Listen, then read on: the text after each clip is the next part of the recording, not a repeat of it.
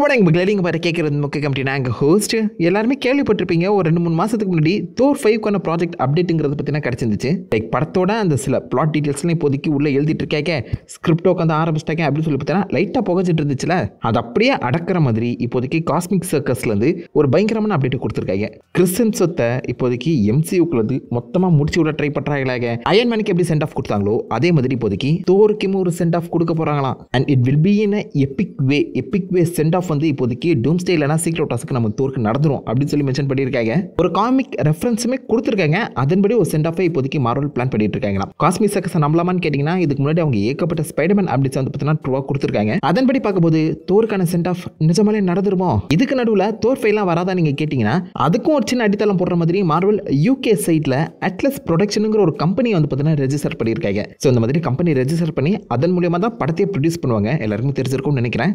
Atlas production சொல்லி வைக்கும்போது அதுவும் கிட்டத்தட்ட ஒரு வகையில் நம்ம தோர் கூட கனெக்ட் ஆகிற மாதிரி தான் இருக்கு. என்ன பிளான் வச்சிருக்காங்க, என்ன மாதிரி தோரை கொடுக்க போறாங்கன்னு தெரியல. எல்லாருக்கும் தெரிஞ்சிருக்கும். இப்போ லேட்டஸ்டா வந்து டூம்ஸ்டே அந்த காஸ்ட் அனௌன்ஸ்மெண்ட் அப்போ ஃபர்ஸ்ட் சேராவே நம்ம கிறிஸ் ஹெம்ஸ்வொர்த்துக்கு ஒரு சேர் தான் வைக்கப்பட்டிருந்துச்சு. ஓஜி அவெஞ்சர்ஸ்ல அவர் மட்டும் தான் இப்போதைக்கு ஆக்டிவா இருக்காருன்னு சொல்லலாம். அண்ட் இந்த கேஸ்ட் லிஸ்ட்லயுமே அவர் மட்டும் தான் இருக்காரு. ரிலீஸ் பண்ணப்பட்ட கேஸ்ட் லிஸ்ட்ல ஆர்டிஜே டாக்டர் டூமா தான் வராரு, அயன்மேனா வரல. ஸோ அவரை தாண்டி பார்க்கும்போது கிறிஸ் ஹெம்ஸ்வொர்த் மட்டும் தான் ஓஜி அவெஞ்சர்ஸோட கண்டினியூஷன் கேரக்டரா இருக்காரு. அண்ட் போன படம் தோர் லவ் அண்ட் தண்டர்லயுமே அடுத்த தோர் 5க்கான ஒரு லீட் அப் மாதிரி ஹெர்குலிஸ் இன்ட்ரோடியூஸ் பண்ணிட்டு போயிருப்பாங்க. So which means Hercules versus தோருங்கிற ஒரு ஃபைட் நடக்க தான் போகுது. ஸோ அது அவெஞ்சர்ஸ் டூம்ஸ்டேக்கு அப்புறம் வரப்போதா இல்லை சீக்ரெட் ஆஃப் அப்போ வரப்போதான் தெரியல. பட் கண்டிப்பாக எனக்கு தெரிஞ்சு இந்த ஃபேஸ் 6ல தோர் 5க்கான ஒரு படம் நடக்கணும். ஏன்னா அதுக்கான அந்த புகைச்சல் ஒரு 2-3 மாதத்துக்கு முன்னாடி கிளம்பி இருந்துச்சு. அது மட்டும் இல்லாமல் இந்த வார் ஆஃப் ரென்ஸை பேஸ் பண்ணி தான் அந்த கதை வரப்போதுங்கிற மாதிரி சொல்லியிருந்தாங்க. வார் ஆஃப் ரென்ஸை அடாப்ட் பண்ணி தான் தோர் டார்க் வேர்ல்டு படம் வந்துச்சு. மேல்கிட்ட வந்தால் ஞாபகம் இருக்கா? அதை சப்புன்னு முடிச்சிருப்பாங்க. உண்மையிலே அந்த காமிக்கை நீங்கள் படிச்சு பார்த்தீங்கன்னா மிக பிரம்மாண்டமான ஒரு போர் நடந்திருக்கும்.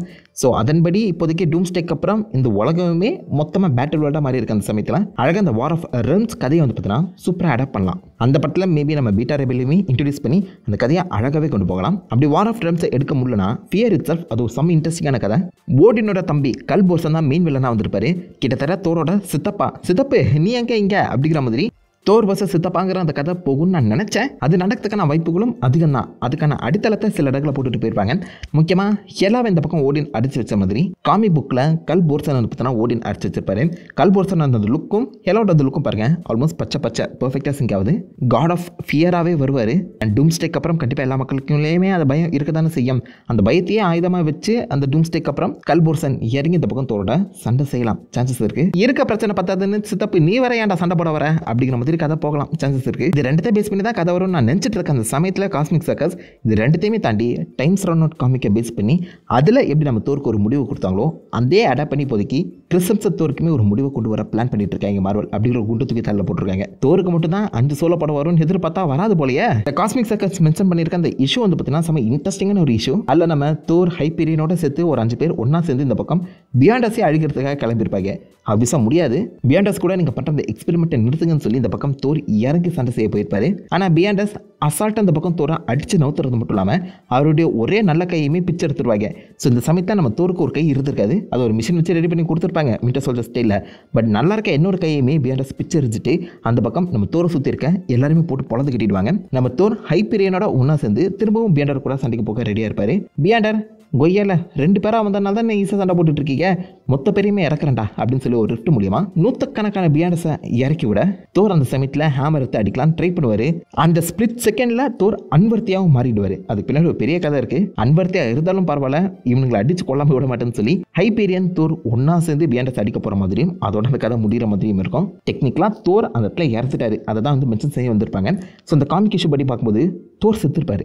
இதை அடாப்ட் பண்ணி இப்போதைக்கு மார்வலுக்குள்ளேயுமே ஒரு சம்பவத்தை செய்ய போகிறாங்கன்னு சொல்லி மென்ஷன் செய்யும்போது பியாண்டஸுக்கு பதிலாக பியாண்டர் லெவல் அளவுக்கு செம்ம பவர்ஃபுல்லாக இருக்கக்கூடிய டாக்டர் டூம் ஏன் இந்த பக்கம் தோற கொள்ளக்கூடாது? ஐ மீன் டாக்டர் டூமா பவர்ஃபுல்லாக காட்டணும்னா ஆல்ரெடி நம்ம எம்சியூக்குள்ள இருக்க பவர்ஃபுல்லான கேரக்டர் ஒருத்தங்களை போட்டு தானே உண்டு. அப்படின்னா தான் ஈஸியாக அந்த பவர் லெவல் எந்த அளவுக்கு இருக்குங்கிறத நம்மகிட்ட கடத்த முடியும். அதன்படி டாக்டர் டூம் கையால் தோர் சாவறதுக்கான வாய்ப்புகள் அதிகமாக இருக்குது. நான் ஆல்ரெடி கிறிஸ் ஹெம்ஸ்வொர்த் சொல்லிட்டாரு, இதுக்கப்புறம் நான் பெருசாக இந்த தோர் படங்களுமே தனியாக நடிக்க போகிறதில்ல, எனக்கு ஒரு பிரச்சனை இருக்குப்பா. ஸோ முடிஞ்சால் நல்ல கதையாக தான் வருவேன், மற்றபடி வரமாட்டேன்னு சொல்லியிருந்தார்ல. ஸோ அதனால் இப்போ ஒரு பெஸ்ட் ரிட்டையர்மெண்ட் கொடுத்துடலாங்கிற மாதிரி நான் கிறிஸ் ஹெம்ஸ்வொர்த்தை தோரா முடிச்சு கட்ட ட்ரை பண்ணுறாங்க போல, அதுவும் டாக்டர் டூம் கையாலேயே. பட் ஒரிஜினல் காமிக் புக்கில் பார்க்கும்போது இந்த பேட்டில் வேர்ல்டு உருவாக்கி சீக்ரெட் வார்ஸ் நடக்கிற அந்த சமயத்தில் காட் டூமாக இருக்கக்கூடிய நம்ம டாக்டர் டூம் அவர் கீழே தோரால் உருவாக்கப்பட்ட ஒரு போலீஸ் ஃபோர்ஸே ரன் பண்ணிட்டு இருப்பாரு, தோர் கார்ப்ஸ்னு. அதில் வேரியன்ஸ் ஆஃப் நிறைய தோர் வந்து பார்த்தீங்கன்னா இறக்கி சண்டை செஞ்சுட்டு இருப்பாங்க. பீட்டா ரேபிள்லாம் இருப்பார். மேபி அப்படி கூட அந்த கதை மூவ் ஆகலாம். யார் கீழேன்னு அடிமையாக இருக்க மாட்டேன்னு சொல்லி அவரே வெளியில் வந்து இந்த பக்கம் நம்ம டாக்டர் டூம் கூட சண்டை போட்டு கதை முடிகிற மாதிரியும் போகலாங்க. இந்த ரூமரை பொறுத்த வரைக்கும் நம்ம தோருக்கு சீக்ரெட் ஆஃப் முடிவு கட்ட போகிறாங்களாம். அப்போ தோர் ஃபைட் நடக்காதா? வெல், அதுக்கு அடித்தளம் போடுற மாதிரி மார்வல் யூகே சைடில் வந்து பார்த்தீங்கன்னா அட்லஸ் ப்ரொடெக்ஷனுங்கிற ஒரு விஷயத்தை கிரியேட் பண்ணியிருக்காங்க. அட்லஸ் பேரை வச்சு உங்களால் தோர் கூட வச்சுன்னா கனெக்ஷன் ஏற்படுத்த முடியும். ஜூஸ் இருக்கார்ல, போன படம் 11th Thunder பார்த்துருப்பீங்க. ஜூஸோட புள்ள ஹெர்குலிஸ் தான் இப்போதைக்கு தோரை பழி வாங்கிறதுக்காக வந்துட்டு இருக்காரு. அதே மாதிரி ஜூஸால் மறுதளிக்கப்பட்ட ஒருத்தன் தான் அட்லஸ். அவர் ஒரு டைட்டன், லைக் இந்த உலகத்தை முதுகில் சுமந்துட்டு இருப்பால, காட் ஆஃப் வார்லாம் உங்களுக்கு தெரியும்னு நினைக்கிறேன். அவர் தான் அட்லஸ். அவனும் கிரீக் மித்தாலஜியில் வர சமயத்தில் இந்த ஹெர்குலிஸ் சொல்லி டேரெக்டாக வைக்காம அட்லஸ் பேர் மூலியமாகவே போயிடலான்னு சொல்லி பாசிபிளி அந்த வகையில் மார்வல் இந்த ஒரு முடிவை எடுத்துடலாம். அது மட்டும் இல்லாமல் இந்த ப்ரொடக்ஷன் கீழே ஒரு சீக்ரெட்டான ப்ராஜெக்ட்டுமே அது பார்த்தீங்கன்னா மார்வல் ரெடி பண்ணிட்டு இருக்காங்களாம். பாசிபிளி அது தோர் 5 வரதுக்கான வாய்ப்புகளும் அதிகம். அகைன் இந்த தோர் 5 எந்த டைம் லைனில் செட் ஆகி இருக்குன்னு தான் தெரியல. டூம்ஸ்டேக்கு அப்புறம் நான் பேட்டில் வேர்ல்டுக்குள்ளே வரும். அது கொஞ்சம் கன்ஃபியூஷனை ஏற்படுத்த தான் செய்யும். இல்லை இது வந்து டூம்ஸ்டே சீக்ரெட் வார்ஸ்க்கு அப்புறம் கம்ப்ளீட்டாக வரக்கூடிய ஒரு செப்பரேட்டான கதைங்கிற மாதிரியும் சொல்லலாம். பட் அதுக்கப்புறம் வர கதைகளில் அதிகமாக மியூட்டன்ஸுக்கு தான் முக்கியத்துவம் கொடுக்குற அந்த ஐடியா இருக்க அந்த காரணத்தினால தோர் 5 வரதுங்கிறது பிரச்சனை இல்லை. ஆனால் எந்த டைம் லைனில் என்ன மாதிரி அந்த கதையை சொல்ல போகிறாங்க அதுதான் இப்போதுக்கு ஒரு பெரிய பிரச்சனையாக வந்து நிற்குது. இப்போ வரைக்குமே ஃபேஸ் 6 மொத்தம் 3 ப்ராஜெக்ட் தான் கன்ஃபார்ம் பண்ணப்பட்டிருக்கு. ஸ்பைடர்மேனோட சேர்த்தா 4 ப்ராஜெக்ட், அது சோனியோட ப்ராஜெக்ட். MCU படி வெறும் 3 ப்ராஜெக்ட் தான். 10ல் ஒரு ஃபேஸில் வெறும் 3 ப்ராஜெக்ட் இருக்க முடியுமா? யோசிச்சு பாருங்க. அதில் 2 அவெஞ்சர்ஸ் ப்ராஜெக்ட். அதை ஃபில் பண்ணுறதுக்கு தோர் 5 வரதுக்காக பிளான் பண்ணிட்டு இருக்காங்களாம். தோர் 5க்கான ஒரு கதை சொல்லி முடிச்சுட்டு சீக்ரெட் வார்ஸில் எப்படி நம்ம அயன்மேனுக்கு ஸ்னாப் முடிச்சுட்டு ஒரு சென்ட் ஆஃப் கொடுத்தாங்களோ அதே மாதிரி தோருக்குமே ஒரு சென்ட் ஆஃப் அழகாகவே கொடுக்கலாம். அதுவும் டாக்டர் டூம் கீழே தோர் காப்ஸ் ஃபார்ம் ஆகியிருக்க அந்த சமயத்தில் இவர் ஒருத்தர் அந்த தோர் காப்ஸை வச்சு ஒரு ரெவல்யூஷனை உருவாக்கி டாக்டர் டூம் டிஃபிட் ஆகிறதுக்கு ஹெல்ப் பண்ணார். அப்படிங்கிற மாதிரி சொன்னால் என்ன பெட்டராக இருக்கும்னு தோணுது. என்ன பண்ண போகிறாங்கன்னு பார்ப்போம். பட் இதுவே இந்த அட்லஸ் ப்ரொடெக்ஷன் இன்னொரு படத்துக்கும் லீடாக அமைஞ்சிருக்கு. சாங்சி 2 அட்லஸுக்கும் சாங்சிக்கும் என்ன சம்மந்தம்னு கேட்குறீங்க? இதுக்கு நம்ம காமிக்குள்ளே தான் போகணும். காமிக்கில் மார்வல் சைடில் அட்லஸ் ஃபவுண்டேஷன் சொல்லி ஒரு மிகப்பெரிய கிரிமினல் எம்பையரே இருக்குது. மேண்டரின் கீழே இருக்க அந்த எம்பையர் 10 Rings மாதிரியே அட்லஸ் ஃபவுண்டேஷனும் ஒரு பெரிய எம்பையர் தான். இதை ஆரம்பித்தது யார் தெரியுமா? கெங்கிஸ் கான். அண்ட் வம்சமாக இவருடைய குடும்பத்தை சார்ந்தவங்க மட்டும்தான் இந்த அட்லஸ் ஃபவுண்டேஷனை ரூல் பண்ண முடியும். இந்த கிரைம் சிண்டிகேட்டை இன்னும் பெருசாக வளர்க்க முடியும். இதுக்கு நடுவில் தான் நம்ம மேண்டரின் உள்ளே பூந்து அவருடைய 10 Ringsஸை மிக பெருசாக வளர்த்துருப்பாரு. ஒரு போர் கூட போகிற மாதிரி காமிச்சிருப்பாங்களே, ஃபர்ஸ்ட்லி யாருக்கு தெரியும்?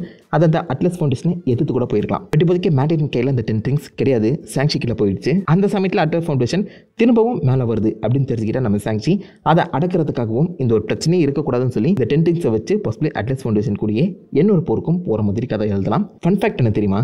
இந்த அட்லஸ் ஃபவுண்டேஷன் கெங்கிஸ் கானோட வம்சாவளியை சார்ந்தவர் தான் ஜிம்மி வூ. MCUவோட one of the biggest sorcerer இந்த ஜிம்மி வூ கெங்கிஸ் கானோட வம்சாவளியில் வந்தவர். அண்ட் இவர் அந்த அட்லஸ் ஃபவுண்டேஷனை எதிர்த்து நிற்கிறதுக்கு சாங்சிக்கு ஹெல்ப் பண்ணுறதுக்காகவே ஏஜென்ட்ஸ் ஆஃப் அட்லஸ்ன்னு சொல்லி பார்த்தீங்கன்னா செப்டேட்டாக இன்னொரு டீமே ஃபார்ம் பண்ணியிருப்பாரு. இந்த மூலம் ஒரு எங்கவுண்டர்ஸ் டீம் மாதிரி வச்சுக்கோங்களேன். பேர் தெரியாத ஏகப்பட்ட சூப்பர் ஹீரோஸ் இருப்பாங்க. இப்போ லேட்டஸ்ட்டாக லூனா ஸ்னோவுமே உள்ள சேர்த்துருப்பாங்க. லூனா ஸ்னோ மார்வல் ரைவல்ஸ்லாம் உங்களுக்கு தெரியும்னு நினைக்கிறேன். ஸோ அட்லஸ் ஃபவுண்டேஷனை எதிர்த்து நிற்கிறதுக்கு ஜிம்மி வூ தலைமையில் ஏஜென்ட்ஸ் ஆஃப் அட்லஸுங்கிற ஒரு டீமே ஃபார்ம் பண்ணியிருப்பாரு. இந்த பக்கம் நம்ம சாங்சி அண்ட் பாசிபிளி ஜிம்மி வூ ஒன்றா சேர்ந்து அட்லஸ் ஃபவுண்டேஷனை டேக் டவுன் பண்ணுற மாதிரி கதை நகரலாம்.